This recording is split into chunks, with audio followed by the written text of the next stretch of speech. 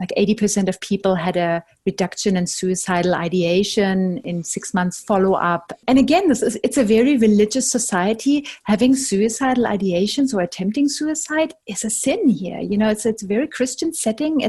That haunts people even more, and the families, so there's a lot of pressure on people to be okay when they're not okay. And so we're giving this safe space, and that's exactly what we want to do, giving that safe space and say, you know what, here you can talk, and here you will learn what it means when you have kufungi sisa, when you think too much, when you have depression, anxiety, and how that can be decreased with your own help. Therapist Uncensored brings you decades of experience with interpersonal psychotherapy, relational neuroscience, modern attachment, and anything else they think will be helpful in healing humans. Now, here are your co-hosts, Dr. Ann Kelly and Sue Marriott.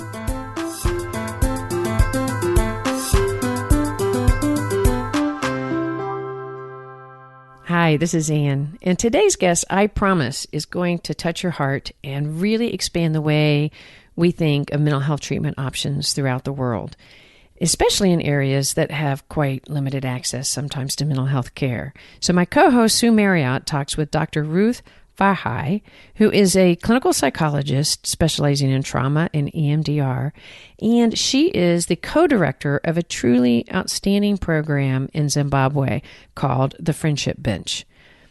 Zimbabwe is a country that has experienced, as Ruth will discuss, a great deal of difficulty and trauma.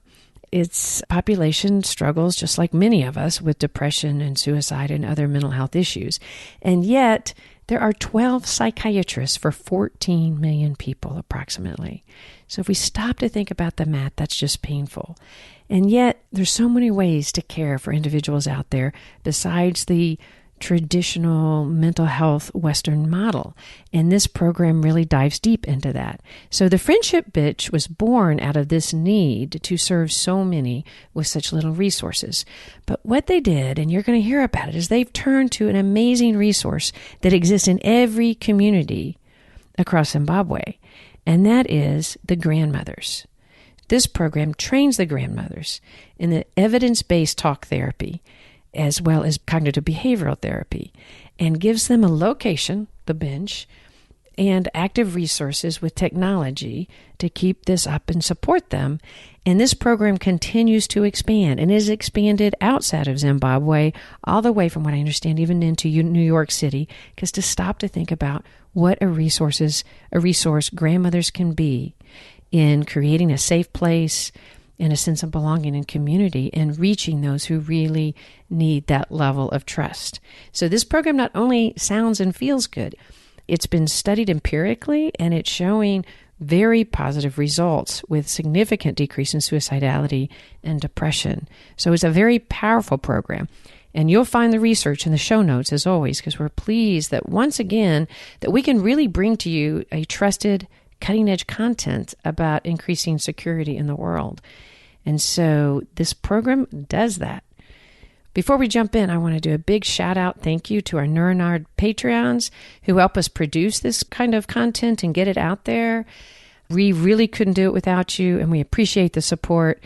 For those of you that think you could or have the resources to jump in and as little as $5 a month help get this type of programming out, we would really be grateful. You could just go to patreon.com/Therapist Uncensored. Without further ado, here is co-host Sue Marriott's discussion with Dr. Ruth Verhey. So, hey, everybody. I'm so excited to bring you a new friend that we have discovered. Her name is Dr. Ruth Verhey.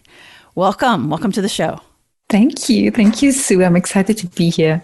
So we are recording about actually many things, but what strikes me first is that I'm calling in from Austin, Texas, and you are in a very other part of the world from Zimbabwe. And just the difference of our setting is going to kind of set the tone of our conversation a little bit, right?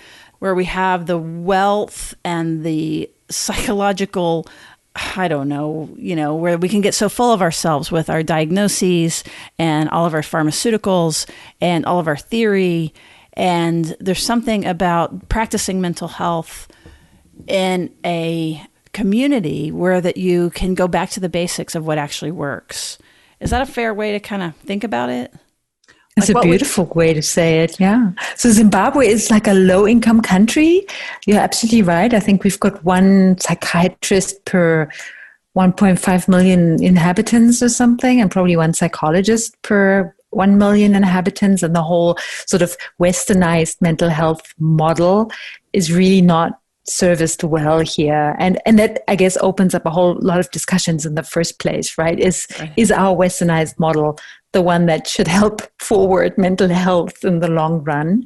Yeah. That's right. So would you mind sharing just a little bit about yourself to give our listeners context? Okay, so I am a clinical psychologist and I have been living in Zimbabwe for 16 years now. So my Zimbabwean friends say I'm part of Zimbabwe. I'm a Zimbabwean. So thanks for that, people. And I'm originally from Germany. And I was trained in Germany and just ended up living here. And I am involved with a really cool and amazing mental health project that we want to talk about, Sue and I, right? And present to the world a little bit more. And I've been with that project or program, we're now really a program for many years, like 10 years plus 12 years or something. We don't even remember so clearly because when we started, nobody wrote down, we're going to start today on the whatever of the year, whatever. So it kind of like in hindsight, it's like, what did we do? And how did this all come together? So yeah, and I'm a trauma therapist. So I have a private practice as well. And I'm EMDR consultant and work a lot with basically anything that I can get my hands on or that people bring to my office. So that's my one side. And then the other side is doing research and developing the program really for the majority of the people. So our mental health program addresses what we call common mental disorders, and common mental disorders are depression, anxiety, also substance use disorders, and I think also any kind of stress-related disorders like post-traumatic stress disorder or acute stress disorder, or any of those fall into that. And basically we call them common because they are common. They are very common. A lot of people are affected by them, and I think what we see, especially in our setting, is that a lot of people don't even know that they are affected by something that can be treated. So shall I go into more details about Friendship Bench? Yeah, we would love to hear more around, I guess our ARC can be helping folks hear about this absolutely incredible, evidence-based, scalable program that can be spread around the world. You know, as you're listening, you can think about, opportunities locally. And then also, I have an ear for like what actually works, what you have found that has been most useful. So tell us all about it. So our program is called the Friendship Bench, and it was started here in Zimbabwe. And our mission is really to create safe spaces and that sense of belonging in communities, just in order to enhance quality of life for people. And just to go back quickly, like I said, initially Zimbabwe is a low-income country in southern Africa. It's a landlocked country with a population of roughly 15 million people.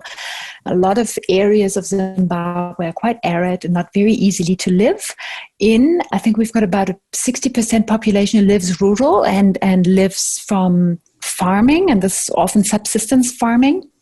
We have climate change. Definitely, we notice that very strongly. So there's food insecurity. 2 years ago was a bad drought where also a lot of cattle died. And so in general, it's a very poor setting. So the other 40% live in urban areas, and there's really only one big city, which is the capital, Harare, where I am. And then there are a few smaller cities. And and Zimbabwe has a very rich history. If anybody wants to listen into those things and research, it's been independent for 40 years now, roughly. And actually for 40 years, that's it. And it has gone through a lot of ups and downs. And me, as I said, as a trauma therapist, still see a lot of those consequences of, there was an independence war, there was colonialism before, there was apartheid, different but same kind of structure. So that definitely is in the population. And for the past 20 years, unfortunately, Zimbabwe has gone downhill very much. So there's a lot more poverty, super high level of formal unemployment, And people don't have much future chances, really. Then also, as you might all know, Southern African region is the hardest hit by HIV in the world. And Zimbabwe has successfully decreased the prevalence of HIV sort of nationwide to, I think, down to 11% or something. So what in the past was really bad and people died a lot related to HIV. So there's a whole generation who's lost parents. And it's also a classic for Southern African countries that grandparents then raise their grandchildren. It's almost like they do a second round of being mother or father or both, because a whole lot of people have lost their lives. Now with the availability of very strong and effective medication like antiretroviral medication, the death rates have gone down. The only thing that we notice now is that the incidence, so the new cases for HIV, is the highest in young people. So in your 15 to 24, I think, is the age group, which is scary. This is a scary thing. This means we're looking at people growing up who will live with the virus and have to sort of make adjustments. At the same side, the good thing is too, there's a huge, great success happening with the prevention of mother-to-child transmission. That is going really, really well here in the region. So a lot of babies are born negative to a mother who lives with HIV. And that is, of course, wonderful, So going back to the friendship bench, in 2006, my colleague Dixon Chibanda started this program. He's a psychiatrist and he wanted to look at the levels of depression in an urban setting in what we call a primary healthcare clinic after like a governmental, I'm always like a bit careful of how I say this, but there was like they call it a cleanup operation. So they basically looked into illegal vendors and illegal structures. And I guess it's understandable from a governmental point of view, but it affected heaps and heaps of people. What we actually look at like 1.5 million people being psychologically affected by this cleanup. So Dixon Chibanda looked then at the prevalence and found I think 30+% of all those people who go to a primary healthcare clinic being screened high, like scoring high on a screening tool for depression and anxiety. And that's where the whole thing became interesting. What is the name of depression? What is it called there? Oh, it's called kufungisisa, and that means thinking too much.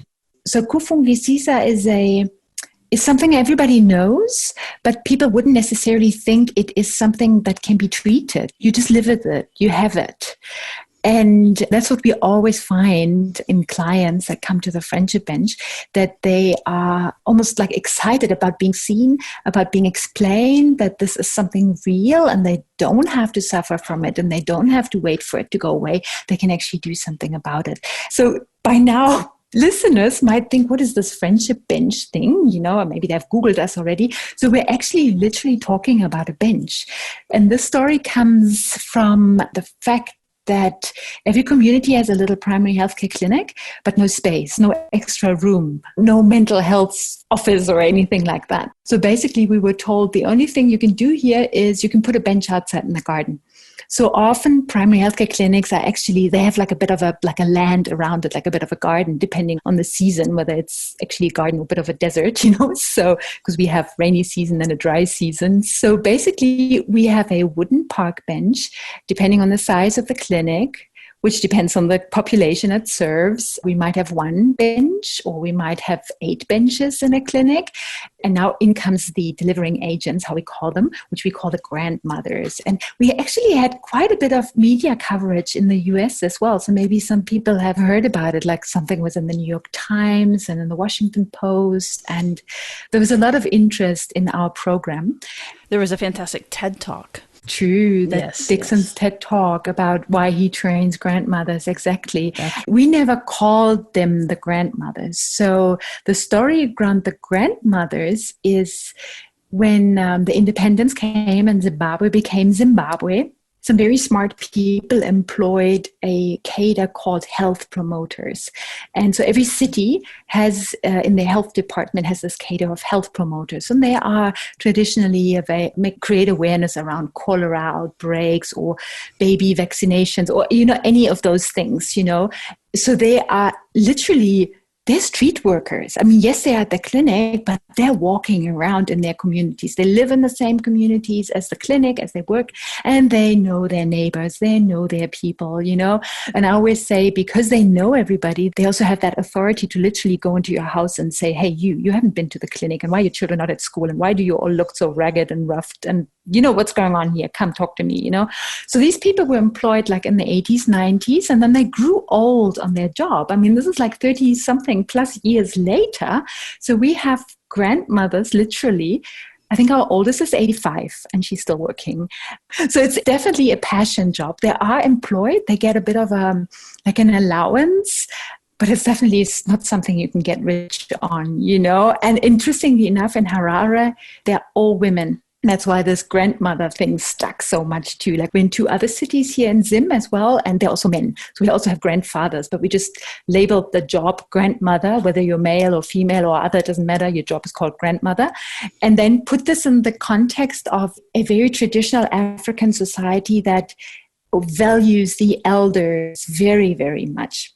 So that adds to the authority of these people, these grandmothers who can literally say to you, come and talk to me, and then sit down and talk. And now to come to the actual intervention, which is evidence-based. So at Friendship Bench, we offer problem-solving therapy. So the good old cognitive behavioral therapy style, you know, and we sort of developed a training around that. And then over time, so we've been running since 2006, I think. Yep. So it's a long time. Lots of research gone into it.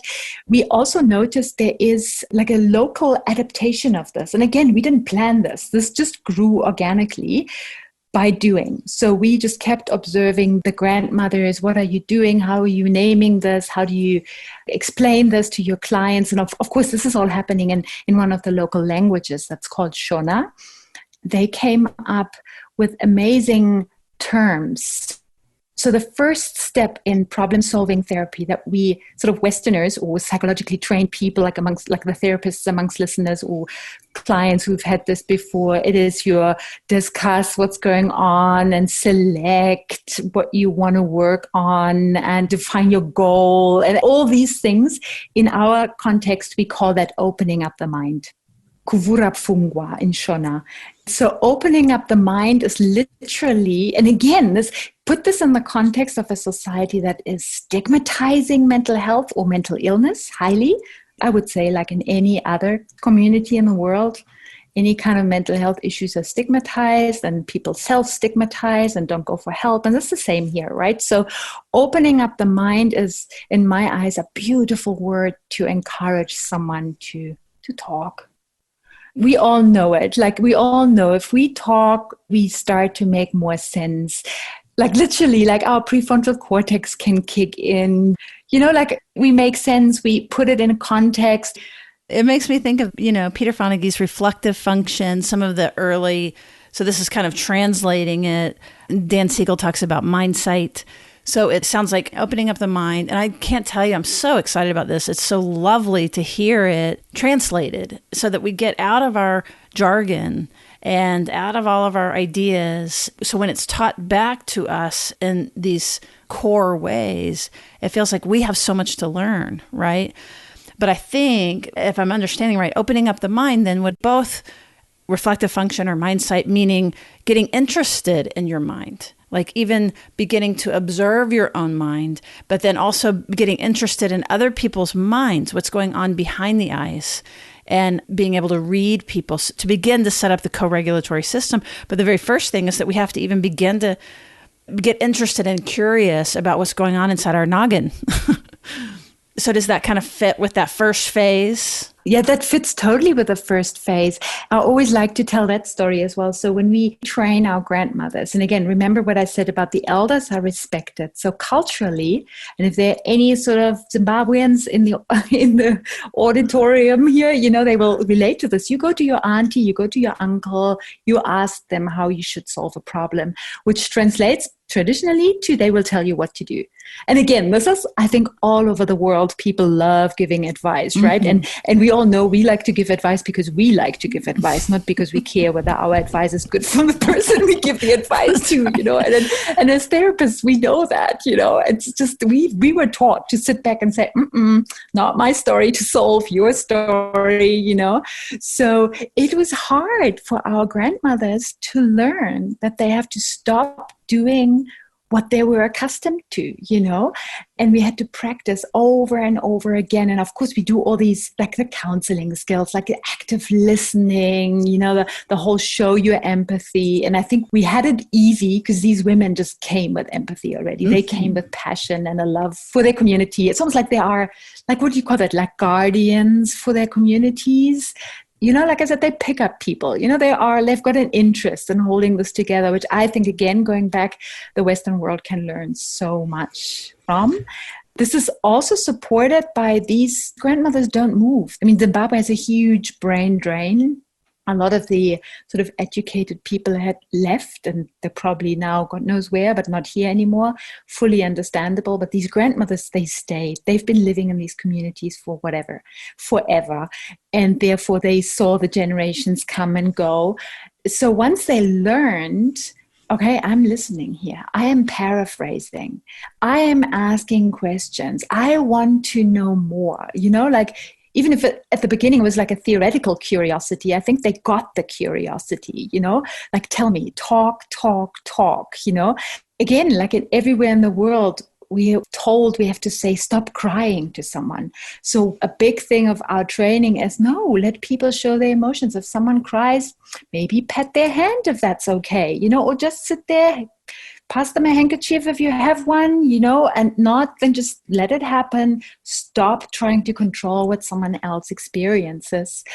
And then the grandmothers came back and said, wow, since I've been doing this, it helps me at home. It helps me with my family. It helps me with my grandchildren that I'm raising. You know, it helps me with all my responsibility. It helps me with my other clients who maybe don't take their medication or don't want to come and get their child immunized, or like about the medication. There's a link about if people suffer from depression, medication adherence goes down the drain. And that's a huge problem in our setting. Therefore, the public health issue around fighting depression is huge, definitely huge. You know, it's the same thing if a mother is depressed, if she can't look after her child properly, like children don't thrive. And when you mean medication compliance, in this case, you're not talking about their antidepressant medication. You're talking about medicine for cholera, for HIV. Especially for HIV. So your antiretrovirals. No, antidepressants, all of those, we don't have. Nobody can afford that stuff, you know. I mean, yes, people, if they can get medication and they're given medication, they will take if they can. But especially the antiretroviral. Actually, we have one study where we work with young people who live with HIV. What comes out there, that is a subgroup that is definitely a little bit forgotten as well. We got reports from young people with lots of depression, living with HIV and really feeling suicidal and saying, I'm just stopping to take my medication, you know, then at some stage I'll just die. So I'm not sort of actively killing myself tomorrow or next week, but I'm just like disregarding this absolutely crucial stuff that I have to take here, my medication, you know. So, but that's something from there. So the grandmothers come in with passion. They come in with non-judgment, which we are making a huge fuss about in the training because it's super important. And again, in a traditional society, I mean, I'd love to hear more about your take on this in the US, because I mean, I've never lived in the US, but I understand there's a lot of diversity as well, and different political ideas and the lifestyles. And from what I understand, the coast areas are very more modern and liberal compared to the inside of the country, right? And it's similar here. Urban settings will always be different from rural settings. And there is societal judgment. You know, if someone is defying with the LGBTQI or something, they're probably really safe with the grandmothers. Because with the grandmothers, we talk about those kind of things. You know, we're like, this is normal, this is stuff. Talk to them, you know. So we're really excited about our program. Oh, I can completely see how that would click and work. Because with the authority of the grandmother, than them demonstrating their love and acceptance of these things that would otherwise be questioned or scare people or be too different. That even almost feels like a political act, but I know that's not what it's about. But the other part of it is that I hear in, again, the traditional, and this is not limited there for sure, that like if we're unsure what to do, we get a little older and we begin to tell people what to do. And then if they don't follow our advice, then we just get mad and then we blame them and it's their problem. I mean, therapists even do this, right? Like we call it resistance. So we're doing fine, but it's the client that's not doing what we're saying to do. And so it's their problem. So just the training around listening and relieving the listener, the grandmothers in this case, of the requirement to fix anything. That is even regulating for the listener, that their job is just to create this open space and safety to say more.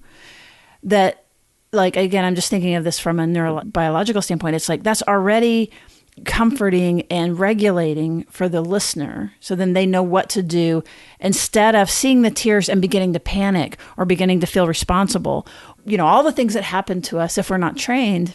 It sounds like that part of the training is being able to hold and just, I have this image of this heart and this bosoms, grandmother bosoms and these big open arms. And yeah, who wouldn't want that? Sign me up. Yeah, absolutely. And the thing is, like, this reflects on like the Friendship Bench's values as well. We want this empathy and connection, how we call it, that just has to be there. And like, exactly, I love how you say that with the co-regulation. I'm just there. I hold the space. It's safe. And we're excited that we can say we're anchored in research. We've got this evidence stuff. We've done like rigorous trials and we keep doing those. And which I find very important as well is like we have part of the Friendship Bench is what we call a peer support group. And again, a lot of this wasn't planned at the beginning, like things grew because we had to react to needs and we kind of came up with what can we do? And what always comes up, there's a huge link between poverty and depression, and like if you go back to that old model of learned helplessness and you have generational poverty and just nothing ever works, and then add like an independence war on it and death left, right, and center and oppression and just bad. It's hard for people to come out of that because it's the role model that says, I'm going to make it. It's just not happening, right? So what we figured out is we can't just sit and talk on the bench. That's not enough. We have to have something. And we tried and we played around and we came up with what we call now an income generation component.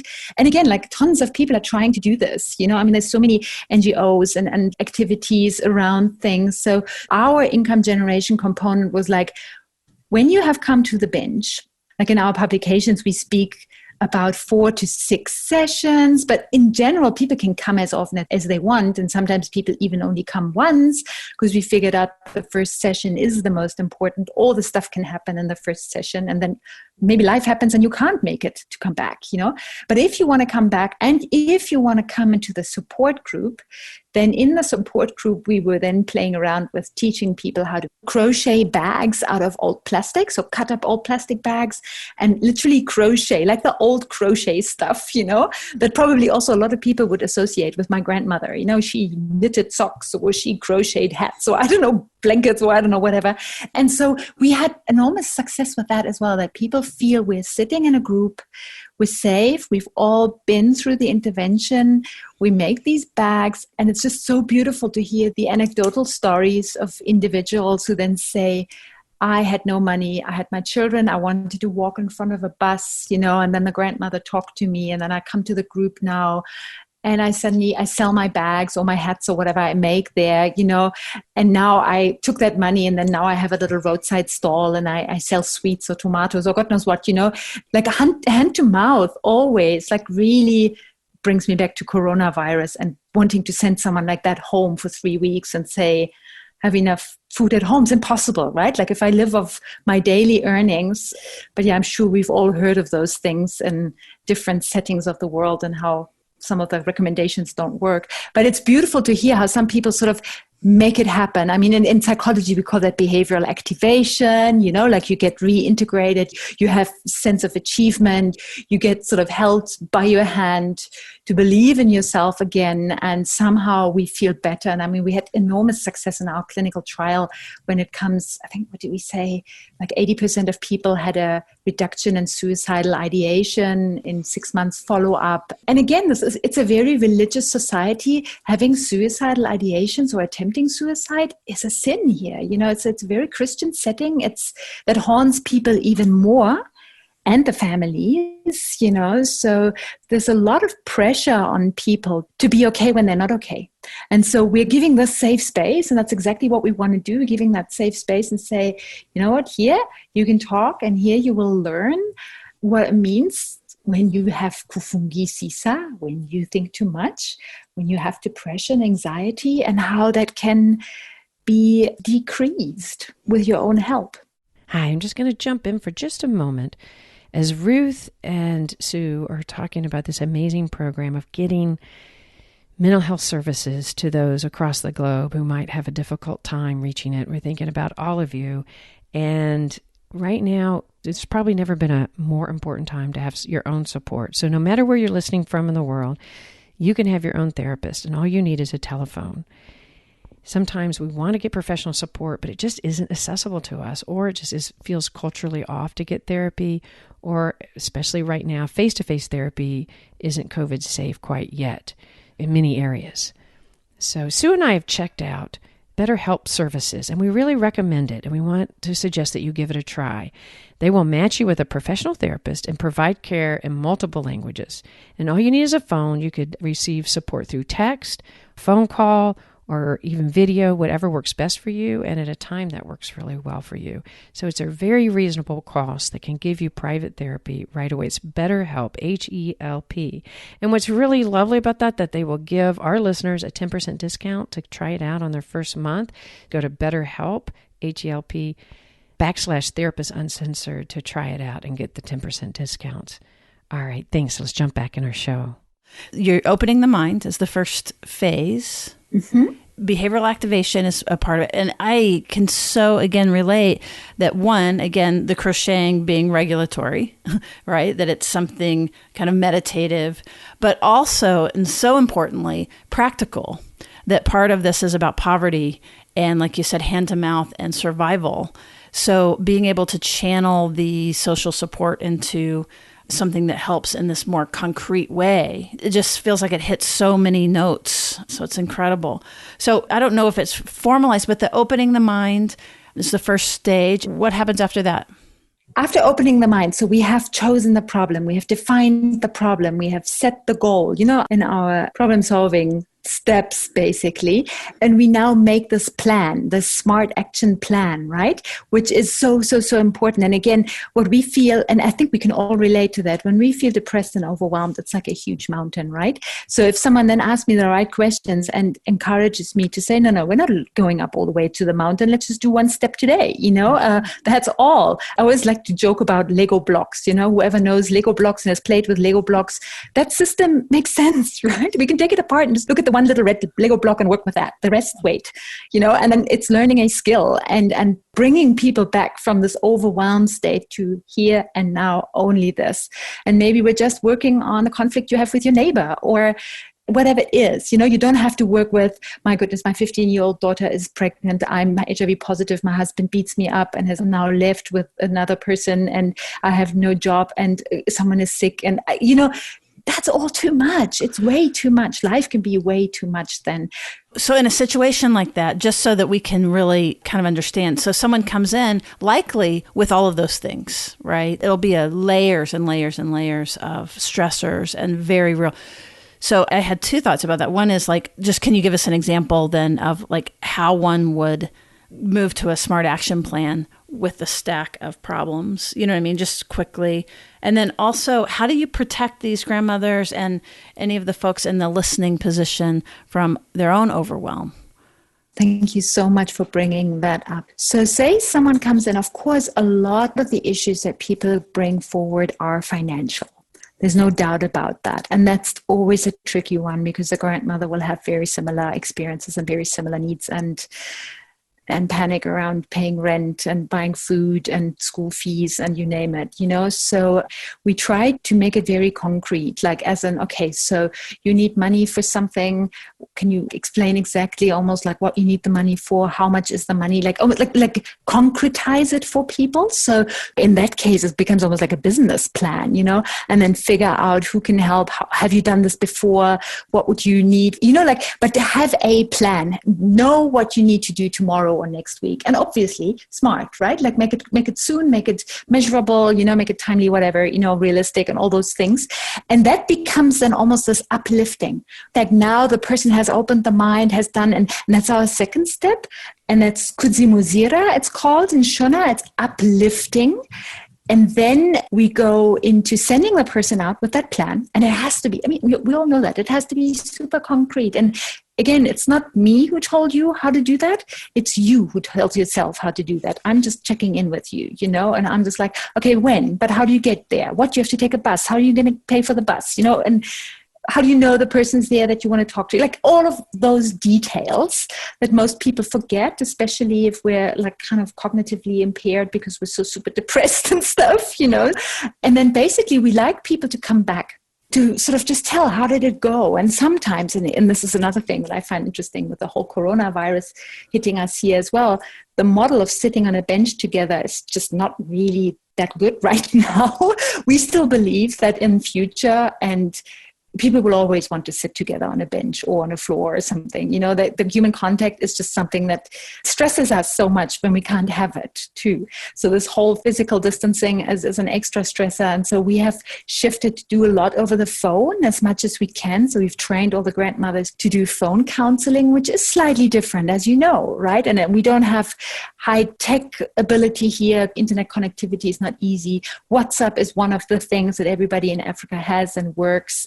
But it cuts in the middle. You don't hear things, it's tough. But that phase where I check in again, whether that is over the phone now or I'm seeing you again. And if you don't come to the clinic, I might see you at the market or at the water hole where we get water, That's what we then call strengthening. And that's kusimbisisa. And I can do that again and again and again. And maybe if I see you and you tell me, oh, it didn't work, well, then we can just go back into the problem and say, wow, what do you think didn't work? What could you do differently, right? So very basic. And going back to what you said, that was one of my huge worries, the whole vicarious trauma for helpers, for basically frontline workers, if you come to think of it, with very little skill set or formal training. And we know that everybody works as a therapist. It's like, I personally always think that, when I know, okay, this is what we can do, I feel fine. I can take anything, basically, or it seems like I can take any my clients bring me. And so my worry was a lot around, whoa, how will the grandmothers cope? Less skill set. They just don't have that much skill set. They live in the same situation. They've either experienced the same things already or they're currently experiencing them.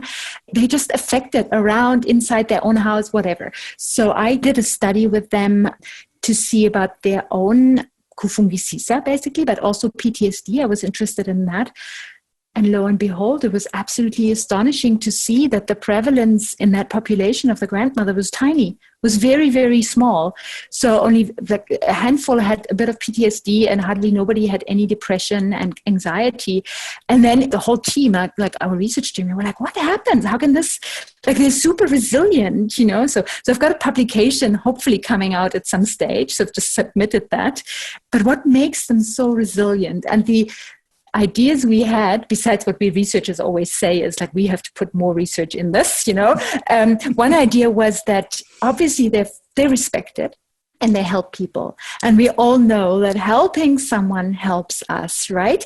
There's connection building, the co-regulation, seeing someone successfully working through their stuff. It's a connection, human connection, understanding, listening. That must do something. So, and that's always, when we started chatting about this, and I was like, wow, this amazing podcast. Whoa, this is I love listening to your podcast anyway. So that's like even more exciting. And thinking about how we can all work more on creating this listening to each other. And I don't know, learn more about active listening, take the time to listen to each other. Stop formulating your answers already while you're still listening. No, just hold the space for everybody, That's beautiful. That's said so beautifully. I mean, that sums up so much, doesn't it? Because like listening allows the person to come inside of you. And then as you take them in and into your mind, you're thinking of them and your heart, you take them in and they feel that. And one, like with the grandmothers, then you're enriched. Like it helps you.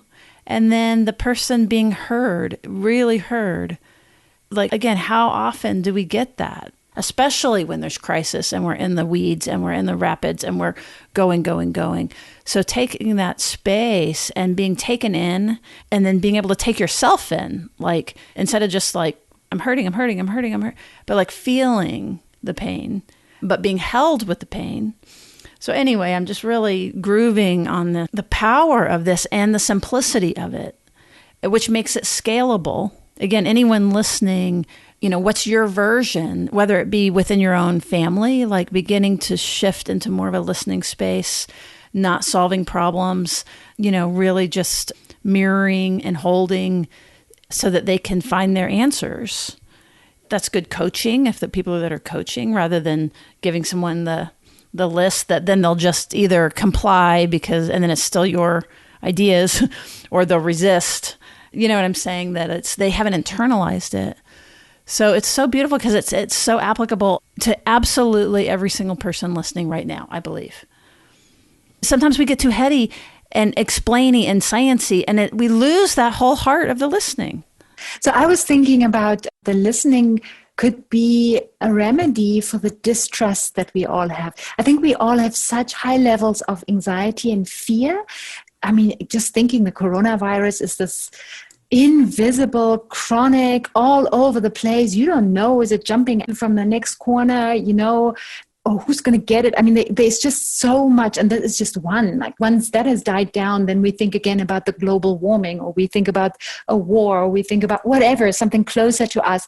But I think we are all so hyped up in terms of this limbic response, this fear response that we all have. And I think if we can check in with each other more and help to open this, I can trust you because you are just here. You're just listening. You're not judging me. You're not going to kick me out of the community or out of the group. I think this is almost like on a very primal level. You're not looking at your phone while I talk to you. You're actually with me. If we can give that more, and I think children need that so much. Everybody needs that so much. It's and yeah, human. like you said, I think we can all start. So what about, you're naming some of these things and these threats, and our bodies aren't used to long-term threat, right? It's where our bodies are designed to get away from the scary predator, not, like you said, this invisible something we can't see that could be sitting in the corner that is always going to, But how has the racial unrest, how has the protests and the long time coming and well-deserved pushback that sparked in the United States, how are you all seeing that in Africa? Like what's happening there? And is there a resonance? You know what I mean? What's that like for you? It's so interesting that you ask me that. I mean, I often laugh because I'm like, I'm a foreigner and I can just say what I want, But there's definitely racial tension here in this country. I can observe that, and I can take my foreigner card and say, why are you saying this? And isn't that weird? And whatever, So I think it does hit home here, especially, which African country wasn't colonized? Okay, Ethiopia would come out now, but every country here in the region has a history of brutality that is just unbearable. It's just crazy. But at the same time, I must say that if you don't know what you eat tomorrow, some of these political things are not coming here, right? And if you don't have access to the internet because you just don't, then you don't hear much about the world politics either, because it's just, we're trying to figure out how to make today work and how to make tomorrow work. And we're going back to the subsistence living. And I think that is, like I said earlier on, that can be chronic, or that is often chronic, especially as we have like an ongoing inflation here. So it's a very hopeless situation in some form. And I definitely don't want to go into too much political discussions here. That's definitely not my place. But I think if we can just bring people back to feeling like they've got agency in their lives. And I think that is what you're talking about too. Like, I'm listening to the news and I see the racial uprising. That's definitely something about agency, and that's something about see me, and it's enough, and it's just always surprising for me. I mean, I've been living internationally for, 20 years or something. So I haven't lived in Germany in long time. But again, I just hear and I visit, and it is difficult for people to make sense out of things, especially when they're, and again, let's go neuroscience here. If their amygdala picks up danger, you're not thinking, you're not taking in all this carefully selected material that you learned and stuff. You just go, survival. What does this mean? And yeah, actually, that is something that I should add. Like, what I always put in our training as well as breathing techniques, like a concept of mindfulness. Often it gets actually used in our context here in a prayer form. And that is interesting as well, because I'm like, whatever works for you, if it helps you to focus and concentrate, wow, that's what it goes. And then grandmothers tell me, yes, we pray. And then when I say, what do you pray about? Or what do you say? And you're like, yeah, we ask God for a good problem-solving session. I mean, how beautiful is that, right? So very practical, sort of like set the tone. It's a secure relationship, right? It's an internalized, secure relationship. And, here, some of the unrest, part of it, I hope, is sparking not like this, the whole concept of sort of whiteness and becoming aware of whiteness and getting more comfortable, and like not just moving into acceptance, but more of like, how do we become not complicit, but like part of the dismantling. And you're right that when we're just surviving, and this has been intentional, right? If everyone's just surviving, you can't look up and think about larger concepts and ideas. And that boot on the neck is part of what kind of keeps it going. So we can almost think of like what you're doing with this friendship bench is a bottom-up intervention where that you're really able to give safety in ways that aren't being provided institutionally. So it feels a little revolutionary and wonderful from that perspective, for sure. So just reviewing really quickly, what you all have found, the way you think of it is like 3 phases, where there's the opening up. Then the second phase is the concrete, like problem solving, which is called uplifting. So there's opening up, uplifting, and then strengthening. And then the strengthening is kind of more of the maintaining. The strengthening is even like maintaining the opening up and maintaining the problem solving and the uplifting, so that it's not just that one issue that was identified, but strengthening being an ongoing, whether it be when you meet to get water, or whether it be if you meet at the clinic, so that there's these small contacts that can be like little boosters. And when I translate that, is that right? You're nodding. Good. Because when I translate that to Western, there's like these arguments about, do you text clients? Do you let them text you? Things like that. One way of thinking that might be, if it's used in this way of strengthening, of reinforcing, yes, I'm there, and yes, you can do this. I guess what I'm trying to say is getting out of our formal models of the 4 squares, that therapy only happens right here. You know what I mean? That it's that they can't know us, things like that, that this really kind of turns that on its head. What I'm wanting to do is infuse all of our Western thinking with this, and not throwing out our ideas, but more of like deepening our understanding of what works and simplifying it, really. Because especially in this time of COVID, everyone's doing something different. Like I have groups, and I'm really thinking differently about my groups. Clients are in our homes with our Zoom. So it's really a great time to just reconsider whatever model that you've adopted that you feel is holy, is the truth. And being able to open up, like do our own version of opening up and problem solving and strengthening, which is really looking at what we're doing, why we're doing it. Do we have to keep doing it? Are there new ways? I just feel inspired by this conversation around all these levels of ways that we could apply it to ourselves, to our clients, our communities. Absolutely. Yeah. And we would love to. I mean, we get so many requests from people who want to start Friendship Bench or organizations, and we're totally up for it. So right now, as I said, we do a lot of research, but right now we're moving into wanting to do a lot of implementation as well. And we're already in Malawi and in Kenya and on Zanzibar. And there's a Friendship Bench in New York, which is using our model. So that's really exciting about like having like a community response, easy access, because this is really about having easy access. Yeah, again, coming from the community. Yeah, coming from each individual little pocket group, that there are elders, there are leaders, I can think of even on my block, I know exactly who it would be, and she's not necessarily a grandmother, but she is the grandmother. She serves as the grandmother. And in every community, in every neighborhood, there's people either that could step into that role or that are naturally already are holding that role that people will listen to, they'll trust, they'll believe. It's wonderful. It's incredible. It's like, I'm so excited about it. So if someone was turned on by this and interested and wants to know more, like what would be steps that they could take to begin thinking about this implementation? So look at our website, www.friendshipbenchzimbabwe.org. There you can read all about it. There's also like reaching out to us. You can send us emails. Like I actually get some of the emails as well. So, and otherwise my colleague Jean will answer. And we're building this whole idea of how do we do this best? Because of course we're interested in what we call fidelity. So when we say we've got evidence for our model and you want to say you're doing it, please then use our model, right? So otherwise we can't say it is Friendship Bench, or we can't say it's going to work, Not Absolutely. that we totally want to improve it and work on it. But at the moment we say evidence-based is when you use our model, right? And so we're currently speaking with a few organizations in South Africa to set it up. And again, we suddenly with COVID, we had to suddenly think on our heels and just say, okay, wow, how do we do this training? Can we do it online? Do we have like a local person? So if I'm thinking, Sue, you and I, we do this in Austin because you guys have Zoom and I can have that and I can train you and you are the local person who oversees that people get the practical skills, and we can get this going somehow.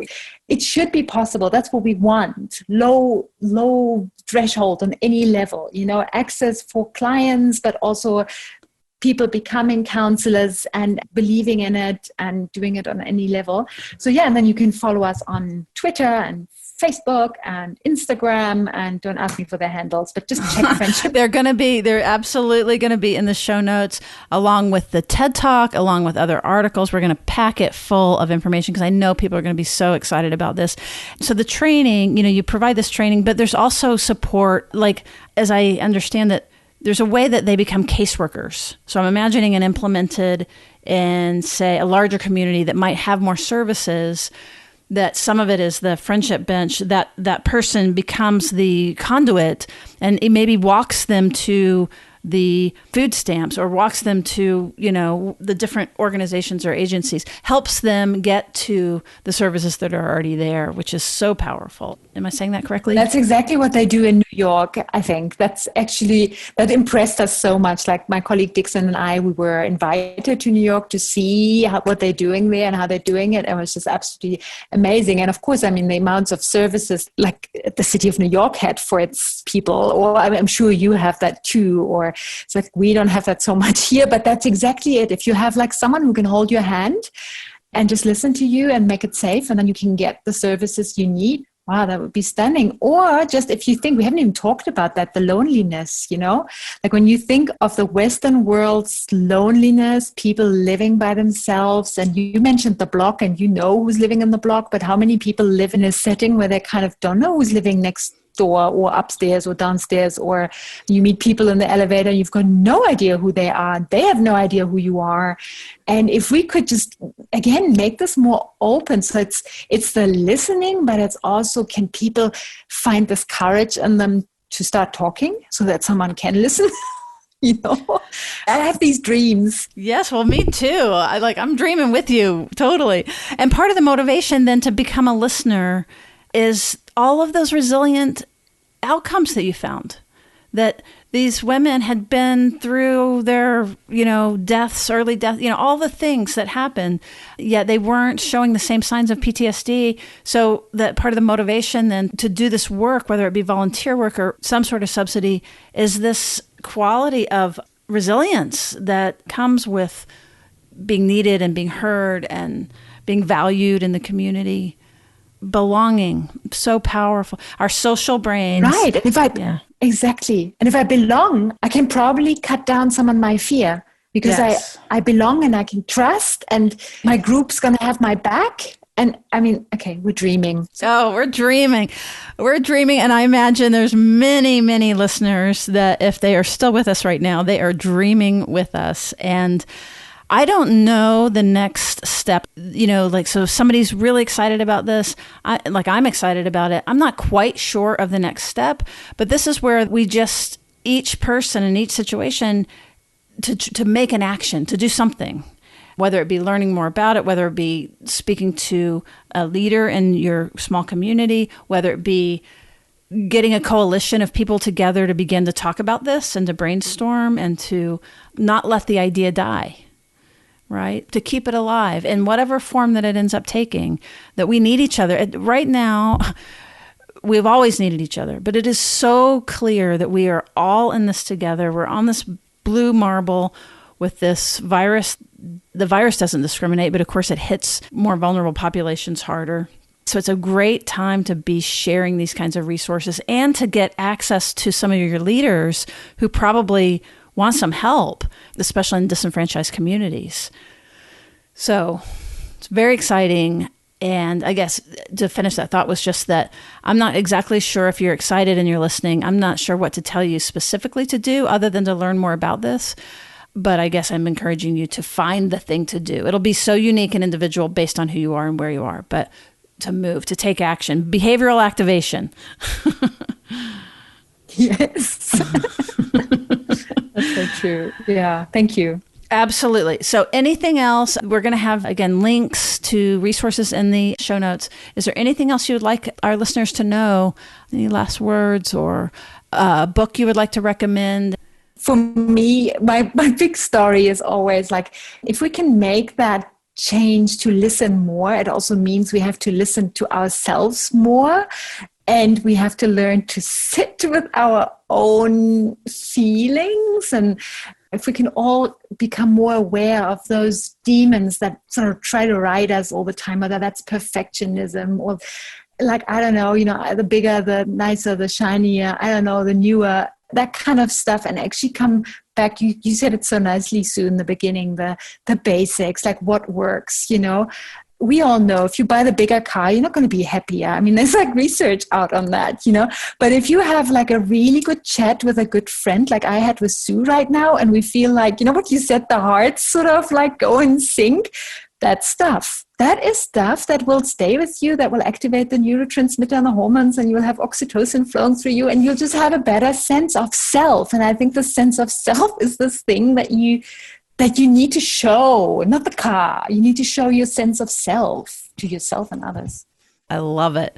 That's what this podcast is all about, is sharing exactly inspiring stories like this and trying to bring these secure connections to anybody far and wide. So thank you for helping us do that. That is just incredible. And we're so privileged to have this time with you. All right. Well, thank you. And for those of you listening, please, if you appreciate this kind of incredible, new, exciting content, a couple of things. If you rate us and review us, it really helps other people find us. It's really important. And we have not been asking for that for a long time because we forgot about it. But it really would be useful to go to your podcast player and just give us a quick rating and review.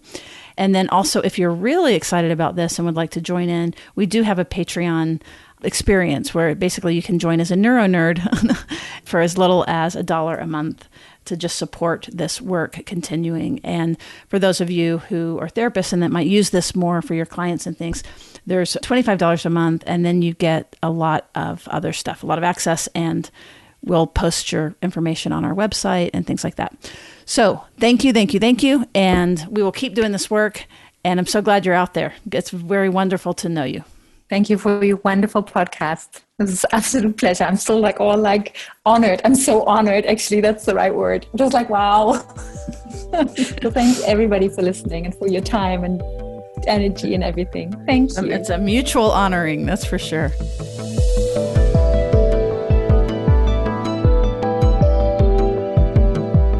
Therapist Uncensored is Ann Kelly and Sue Marriott. This podcast is edited by Jack Anderson.